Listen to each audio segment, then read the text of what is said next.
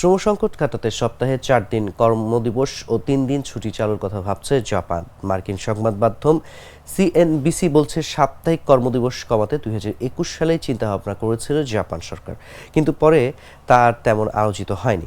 কিন্তু এখন নতুন করে আলোচনা এসেছে বিষয়টি। জানা গেছে, সরকারিভাবে প্রথমবারের মতো ২০২১ সালে জাপানে ৪ দিনের কর্মসপ্তাহের প্রস্তাব করা হয়। তাতে দেশটির আইন প্রণেতাদেরও সমর্থন ছিল। অবশ্য তার আগে ২০২০ সাল থেকেই দেশটির এসএমবিসি নিক্কো সিকিউরিটিজ ইনকো কর্মীদের সপ্তাহে ৩ দিন ছুটি দেওয়া শুরু করে। সিএনবিসির প্রতিবেদনে জাপানের স্বাস্থ্য, শ্রম ও কল্যাণ মন্ত্রণালয়ের বরাতে বলা হয়, শুরুতে যখন ৩ দিন ছুটির প্রস্তাব আনা হয়, সে সময় জাপানের প্রায় ৮% কোম্পানি কর্মীদের সপ্তাহে ৩ বা তার বেশি দিন ছুটি নেওয়ার অনুমতি দেয়।